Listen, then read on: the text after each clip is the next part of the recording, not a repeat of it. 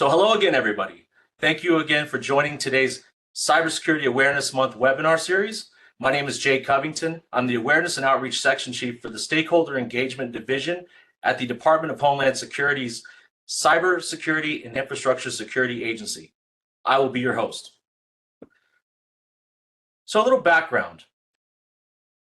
As of October 2023, this marks the 20th annual Cybersecurity Awareness Month. Since 2004, the President and Congress have declared the month of October as Cybersecurity Awareness Month. It's a month dedicated to the private and public sectors working together to raise awareness about the importance of cybersecurity. CISA and the National Cybersecurity Alliance are partnering once again this year to expand cybersecurity awareness on the national and even global scale. We want to educate individuals and organizations about potential cyber threats and encourage the adoption of best practices for digital and online safety. This year's overarching theme, Secure Our World, calls for all of us to action to adopt improved and ongoing cyber hygiene. By committing to the safe online behaviors, we can easily minimize and prevent cyber criminals and hackers from infiltrating our devices and online accounts. The goal of this campaign is to implement 4 meaningful key behaviors that help to secure our world. Those behaviors are 1, use strong passwords. 2, enable multi-factor authentication. 3, recognize and report phishing. And 4, updating your software. Each week this October, we will take a deeper dive into each one of these 4 behaviors and understand why their implementation is so vital. Today, we're going to be discussing the importance of multi-factor authentication. And with that, it's my pleasure to introduce today's speaker and subject matter expert on multi-factor authentication, Grant Dasher. Now, Grant is the Architecture Branch Chief for the Office of the Technical Director for Cybersecurity here at CISA. A Harvard graduate, Grant has deep experience and expertise both on the technical implementation of cloud and hybrid cloud enterprise systems, as well as security and compliance requirements of cloud adoption in the enterprise from his work at DHS, the White House, and even Google. Now, Grant is a huge asset to all of us at CISA. I look forward to learning more about multi-factor authentication from him today. I will now hand it off to you, Grant. Thank you for the lovely introduction, Jay. As Jay stated, my name is Grant Dasher, and I will speak to you about the importance of multi-factor authentication. The utilization of multi-factor authentication in the realm of cybersecurity is of the utmost importance. As we celebrate CISA's 20th Cybersecurity Awareness Month, it is crucial to help everyone understand the significance of multi-factor authentication, also known as MFA, and how it can safeguard our digital lives. Today, I will cover a number of topics, starting with what is MFA, then why is MFA important, who should utilize MFA, how we can enable MFA, and finally, where should we implement MFA.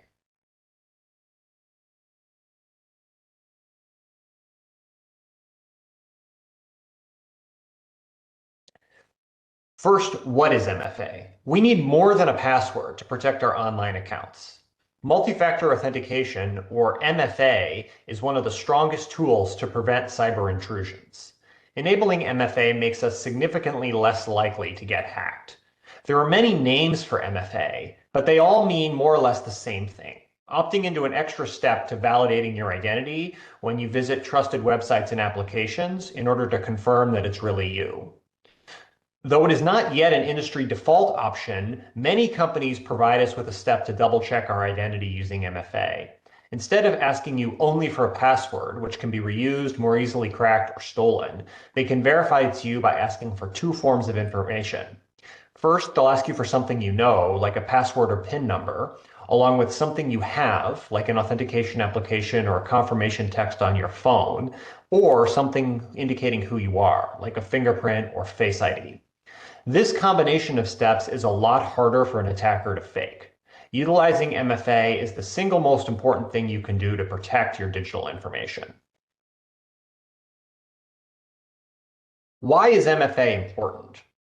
Adversaries are increasingly harvesting credentials through phishing emails or by identifying passwords reused from other systems.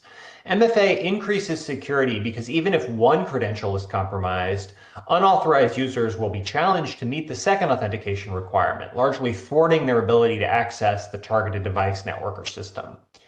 MFA is a layered approach to securing your online accounts and the data they contain.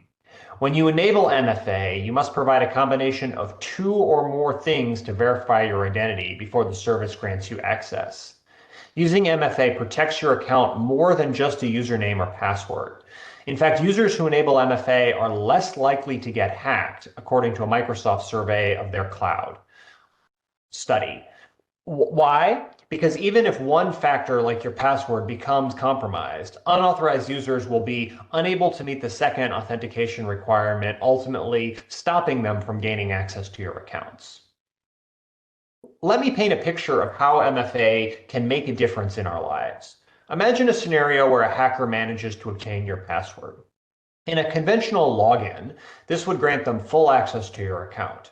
However, with MFA in place, the hacker's efforts would be in vain. They would require an additional factor, something only you possess, to gain entry. Your sensitive data and personal information remain secure, even in the face of such an attack. As the world becomes more interconnected, we witness an ever-increasing number of data breaches, identity thefts, and cyber attacks. The consequences of these crimes go beyond financial losses. They shake the very core of our trust in the digital world. In this regard, MFA becomes an essential shield against those malicious acts, protecting not only our personal information, but also the integrity of our online interactions. I personally feel a sense of urgency when discussing MFA. It's not just a digital buzzword, it's a means to empower ourselves and regain control over our online lives.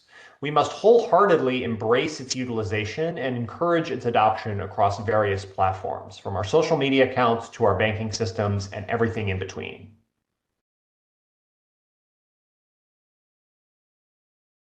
Who should utilize MFA? By now, you've probably already guessed what I'm going to say when it comes to the topic of why we should use MFA and who should use it. Everyone should utilize MFA. Wherever there is technology, there needs to be MFA. While cybersecurity might seem intricate at its core, it revolves around people, starting with all of us. Regardless of your role, whether you're deeply entrenched in cybersecurity, a supplier, infrastructure steward, a student, a job seeker, or just a regular internet user, your role in cybersecurity is pivotal and is part of our collective effort to reduce the risks we all face online. By committing to safe online behaviors, we can minimize or prevent cyber criminals and hackers from infiltrating our devices and online accounts, and that starts with MFA.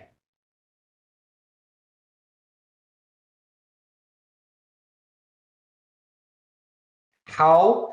Well, start by looking at the security settings of your most used accounts. You may see options to enable MFA listed under two-factor authentication, multi-factor authentication, or two-step verification. There are many ways you may be asked to provide your second factor of authentication. One is a text message or an SMS or email. When you log into your account, you'll be asked to provide a code sent to you by text message or email.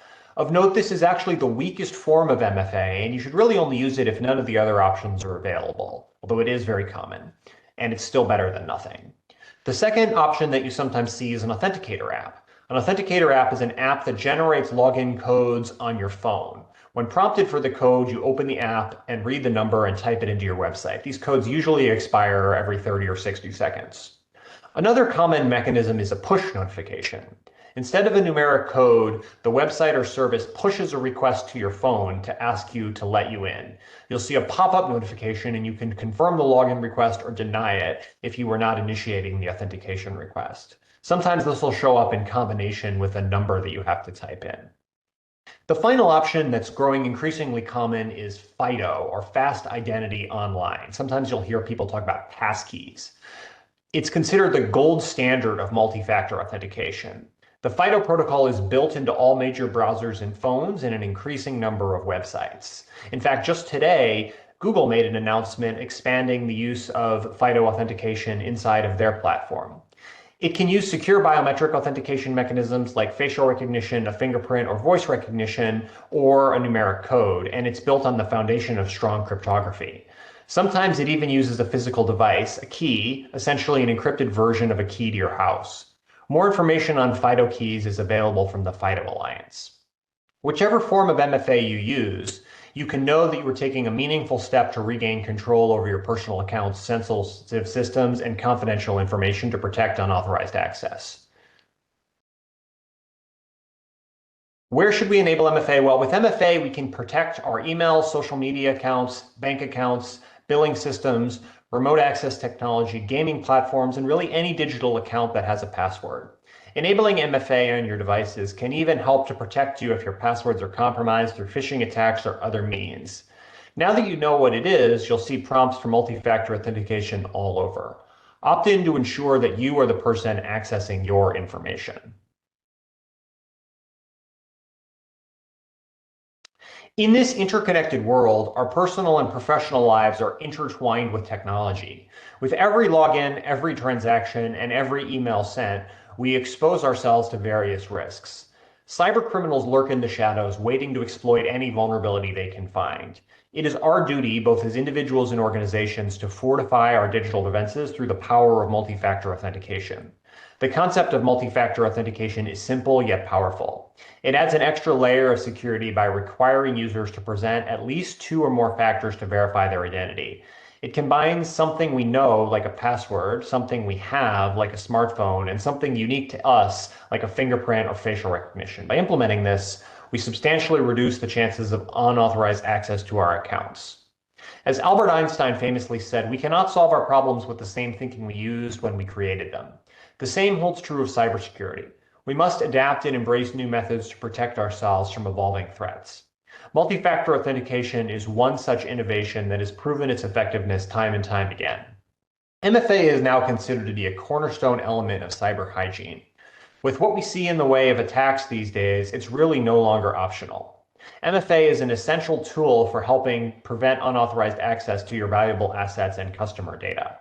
Let us remember the words of Steve Jobs, who said, "Stay hungry, stay foolish." In the realm of cybersecurity, we must remain hungry for knowledge, hungry for innovation, hungry for solutions to protect our digital existence.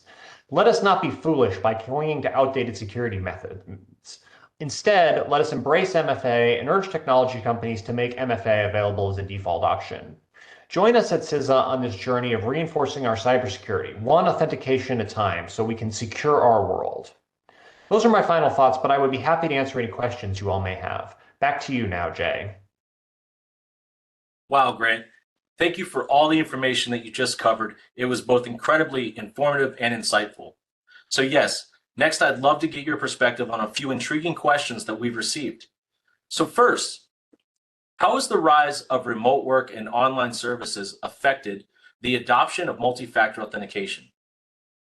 Yeah, so we've seen a significant growth in the adoption of multi-factor authentication. Some of that is driven by increased remote work and less reliance on like people being at the office inside of a certain specific network. But I think, frankly, a lot of that is also driven by the growth of the cybersecurity risks and threats that we face. The actors have, gotten very good at compromising systems that don't have MFA, frankly, and so that's a big part of it as well. So regarding multi-factor authentication, can MFA be used to prevent social engineering attacks, or are there other security measures needed? Yeah, so MFA can be used to prevent social engineering attacks. In fact, all forms of MFA will provide some protection against simple social engineering attacks.